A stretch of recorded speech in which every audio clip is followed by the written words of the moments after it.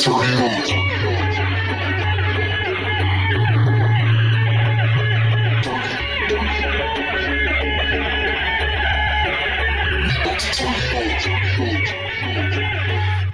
Friends, आज का जो हमारा पहला टॉपिक है वो है हमारी पहली लैब। तो लैब करने के लिए हमें दो चीज़ों की ज़रूरत पड़ेगी। एक हमारा एडिटर जो कि हमारी आईडी होगी जिस पर हम अपना प्रोग्राम लिखेंगे, और दूसरा हमारा असेंबलर जो कि हमारे प्रोग्राम को रन करेगा। तो जो हमारी आईडी है वो हमारी नोटपैड प्लस प्लस होगी। आप ये प्रोग्राम्स जो हैं वो नोटपैड में भी लिख सकते हैं, लेकिन अगर आपके प्रोग्राम में कोई एरर हुआ और आपका जो एडिटर है वो आपको वार्न करेगा कि इस लाइन में एरर है, तो नोटपैड में आपको ये ऑप्शन नहीं मिलता कि ये लाइन 1 है, लाइन 2 है, लाइन 3 है, लेकिन नोटपैड प्लस प्लस में आपको लाइन्स के इंडेक्सेस भी देखने को मिलते हैं, तो आप उसमें आसानी से वो कर सकते हैं। तो फर्स्ट हम नोटपैड प्लस प्लस इंस्टॉल करना सीख लेते हैं कि कैसे करते हैं। तो यहाँ लिखेंगे नोटपैड प्लस प्लस डाउनलोड। यहाँ से हमारी नोटपैड प्लस प्लस .org की सबसे पहली वेबसाइट आ जाएगी। इसको हम क्लिक करेंगे।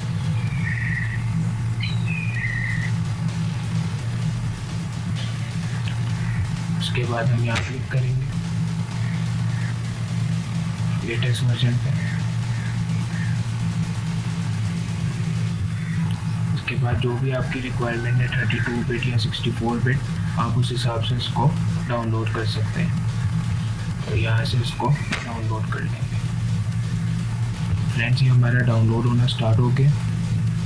ये हमारा डाउनलोड हो गया। यहाँ से इसको क्लिक कर लें।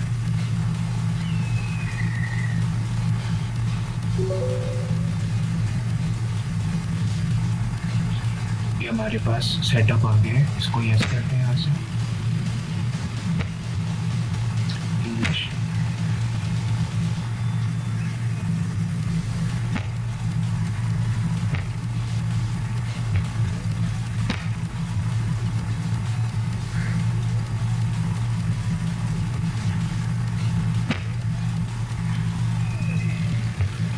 यहाँ से इसको नेक्स्ट कर दें। यहाँ से इसको नेक्स्ट कर दें। I agree.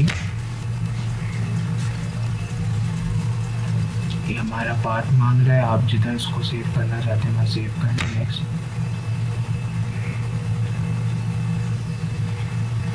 उसके बाद ये हमारा सारा आ गया। इसको भी नेक्स्ट कर दें। इंस्टॉल पर क्लिक कर।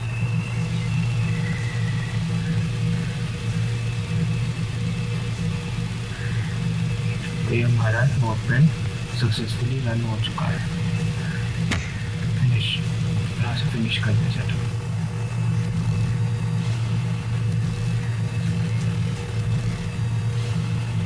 तो फ्रेंड्स, ये लाइन नंबर है जिसकी मैं बात कर रहा था। इसके थ्रू आप इसको आसानी से कि आपकी इस लाइन में एरर है। तो अब हम इंस्टॉल करना सीखेंगे कि टेज़म कैसे इंस्टॉल किया जाता है। तो फ्रेंड्स, अब हम सीखेंगे कि हम टेज़म असेंबलर को कैसे इंस्टॉल कर सकते हैं। उसके लिए हम यहाँ पर आ जाएंगे हमारे डाउनलोड्स फोल्डर के अंदर, और यहाँ पर मैंने सेटअप पहले से इंस्टॉल करके रखा है। लिंक आपको इसका डिस्क्रिप्शन में मिल जाएगा। तो इस पर आप क्लिक करें। यहाँ से आप इसको यस कर दें। यहाँ से आप इसको नेक्स्ट करें। I agree. और यहाँ से आप इसको फिनिश कर दें। तो फ्रेंड्स, ये हमारे पास टेज़म असेंबलर इस तरह से इंस्टॉल करेंगे। फ्रेंड्स, अब हम अपना फर्स्ट प्रोग्राम असेंबली का आज क्रिएट करेंगे।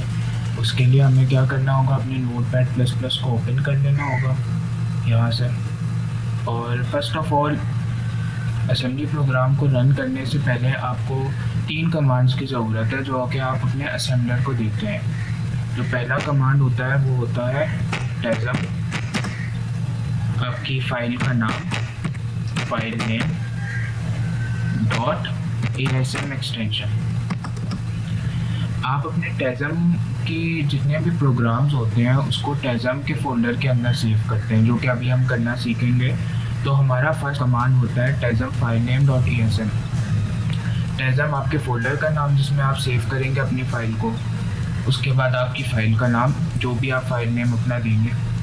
और .asm जो है वो इंडिकेट करता है कि ये TASM की जो है फाइल है, TASM का एक्सटेंशन है।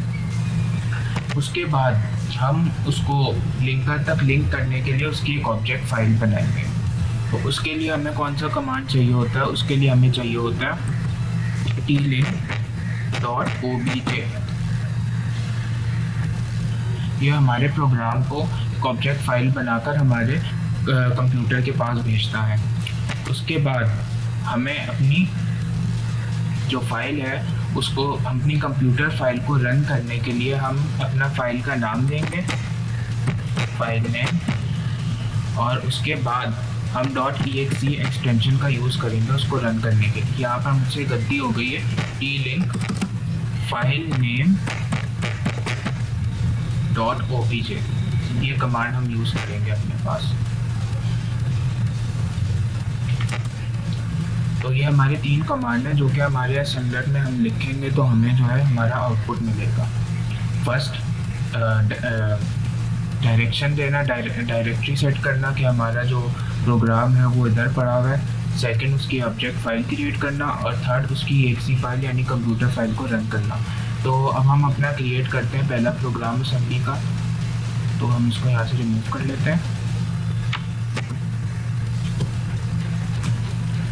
सबसे पहले हमें लिखना होता है अपना असेंबलर डायरेक्टिव। तो वो क्या था हमारा .model small। अगर आपने मेरी पहली 2 वीडियोस नहीं देखी हैं असेंबलर, जो कि मेरी पहली वीडियोस जो है असेंबलर डायरेक्टिव से रिलेटेड थी और रजिस्टर से रिलेटेड थी, तो आप पहले वो जाकर देखिए और उसके बाद आप इस वीडियो को देखिए। तो हमारा .model small आ गया। उसके बाद हमारा स्टैक आता था, तो स्टैक 100H। हम इसकी मेमोरी लिखा करते थे कि हमारा स्टैक हमें इतनी मेमोरी का चाहिए। 100H ज़रूरी नहीं है, नॉर्मली हम 100H यूज़ करते हैं। फिर हमारे पास डेटा सेगमेंट आता है .data। इस प्रोग्राम में नीड नहीं, आप लिखें ना लिखें कोई फ़र्क नहीं पड़ता। आगे जब हम .data के प्रोग्राम्स करेंगे तो उसमें हमें ज़रूरत पड़ेगी।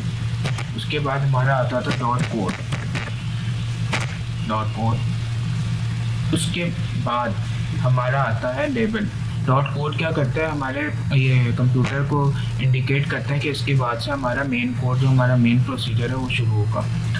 उसके बाद हमारा आता है लेबल। लेबल आप कोई भी नाम का यूज़ कर सकते हैं। नॉर्मली जो हम लेबल यूज़ करते हैं वो स्टार्ट नाम का यूज़ करते हैं अपने प्रोग्राम में स्टार्ट करने के लिए, वरना यहाँ आप अपना नाम भी लिख सकते हैं। लेबल कोई भी हो सकता है। उसके बाद आज जो हमारी लैब है वो है कैरेक्टर को प्रिंट हम करेंगे।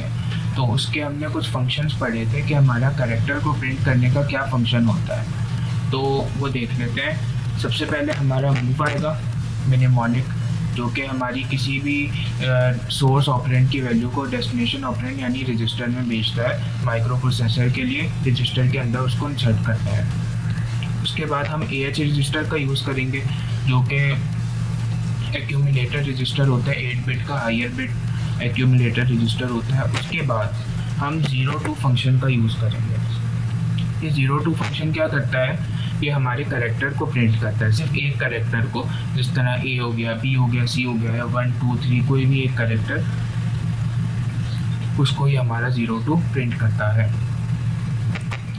उसके बाद हम अपने जो है हमें कैरेक्टर प्रिंट करवाना, हम उसके लिए इंस्ट्रक्शन देंगे। तो उसके लिए हम मूव लिखेंगे।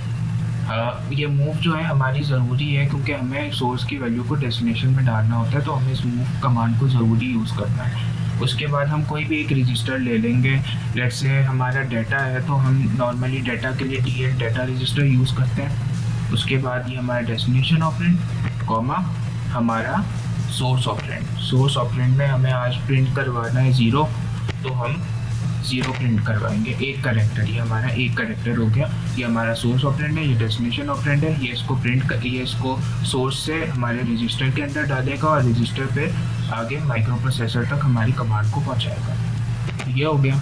उसके बाद हम यूज़ करते थे int21h। int21h का फंक्शन जो है getch की तरह होता था, ये आउटपुट को हमारे होल्ड करके रखता था। तो अब हम करेंगे end start। इस प्रोग्राम को हम सेव कर लेते हैं Ctrl+S से। प्रोग्राम को हम सेव कर लेते हैं। तो सेव करने के लिए हम सबसे पहले जाएंगे हमारे लोकल डिस्क सी में। सी के फोल्डर के अंदर हम जाएंगे यहाँ से टेज़म 1.4 के फोल्डर में। जब आप टेज़म इंस्टॉल करेंगे जहाँ पर भी, वहाँ पर आपका ये टेज़म 1.4 का फोल्डर होगा। उसके बाद आप यहाँ से जाएंगे टेज़म में। उसके बाद आप अपनी फ़ाइल को, जैसे हम यहाँ लिख सकते हैं lab01.asm, कोई भी फाइल का आपका नाम हो, कुछ भी हो, आप अपने नाम से सेव करना चाहें, लेकिन उसके साथ आपको .asm का एक्सटेंशन लगाना ज़रूरी होगा। इंडिकेट करेगा कि आपकी फ़ाइल जो है वो टेज़म की फ़ाइल है। उसके बाद आप इसको सेव कर देंगे। आपने इसको यहाँ से सेव कर दिया। ये आपका इस तरह कलरफुल हो जाएगा, इंडिकेट करेगा कि ये आपका फंक्शन है, ये आपका रजिस्टर है, ब्लू से आपका रजिस्टर है, जो डार्क ब्लू है वो आपका मिनिमोनिक है, और ये सब आपको बता देगा क्योंकि ये ASM एक्सटेंशन ने किया है, ये इंडिकेट किया है कि आपकी जो फाइल है वो टेज़म की फ़ाइल है। यहाँ तक इसमें हमने उसको सेव किया है जो कि टेज़म था। उसके बाद हमने अपनी फ़ाइल का नाम lab01.asm, ये हमारी फ़ाइल हो गई। यहाँ पे हमने इसको एंटर मार दिया। अच्छा, ये जो एरर मैसेजेस का आपको दिख रहा है कॉलम, अगर यहाँ पर आपको एक भी एरर दिखे तो ये आपको नीचे बताएगा कि आपकी किस लाइन में एरर है। तो आपको पहले वहाँ जाकर उसको करेक्ट करना है और फिर अगले प्रोसेस को इसके रन करना है, वरना अगले प्रोसेस का कोई फ़ायदा नहीं है, आपका आउटपुट जनरेट नहीं होगा। तो फर्स्ट यहाँ चेक कर लीजिएगा कि यहाँ कोई एरर ना हो। उसके बाद आपको अपनी ऑब्जेक्ट फाइल क्रिएट करनी है, lab01.obj। यहाँ से आपकी क्रिएट हो गई ऑब्जेक्ट फाइल, लिंकर तक आपके ऑब्जेक्ट फाइल चली गई। अब आपको अपनी exe फाइल को रन करना है, lab01.exe। तो ये आपका आ गया 0, सही है। लेकिन यहाँ एक छोटा सा मसला है, ये 0 तो आ गया है लेकिन हम अपने प्रोग्राम से बाहर नहीं जा पा रहे। हम कोई कमांड टाइप कर रहे हैं, हमें एग्ज़िट होना है, तो हम एग्ज़िट का कमांड नहीं टाइप कर पा रहे, हम अपने प्रोग्राम से बाहर निकल नहीं पा रहे। तो इसके लिए हम क्या करते हैं, तो आइए देखते हैं इसके लिए हम क्या करते हैं। यहाँ से हम विंडोज़ का बटन दबा देंगे। उसके बाद हम जाएंगे यहाँ से अपने नोटपैड में। नोटपैड ओपन करने के बाद हम यहाँ पर कुछ टर्मिनेशन का कोड लिखेंगे जो कि हमारे प्रोग्राम को टर्मिनेट करता है, जो कि एक फंक्शन होगा, जाहिर सी बात है। तो यहाँ पर हम मूव लिखेंगे, हमारा मिनिमोनिक है, जो कि यहाँ एक रजिस्टर लिख देंगे लोअर बिट का, H फिर कॉमा,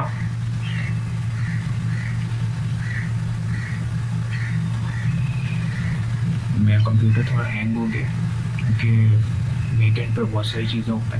तो यहाँ पर हमारा फंक्शन आ गया 4ch,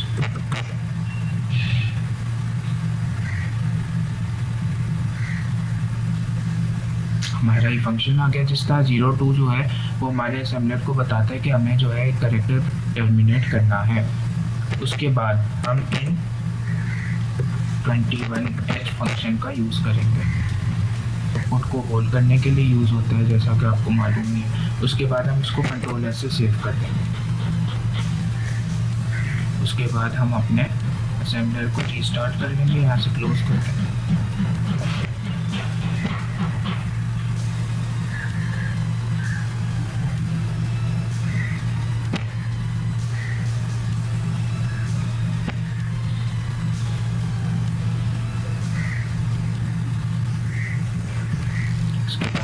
असेंबलर को यहाँ से रीस्टार्ट करेंगे। अब अपना कमांड लिखेंगे टेज़म, जो कि हमारी फाइल की लोकेशन है। हमारी फाइल का नाम lab01.asm टेज़म का एक्सटेंशन, एंटर। यहाँ पर हमारा कोई एरर नहीं है, यानी हम क्लियर है। फिर हम ऑब्जेक्ट फाइल क्रिएट करेंगे।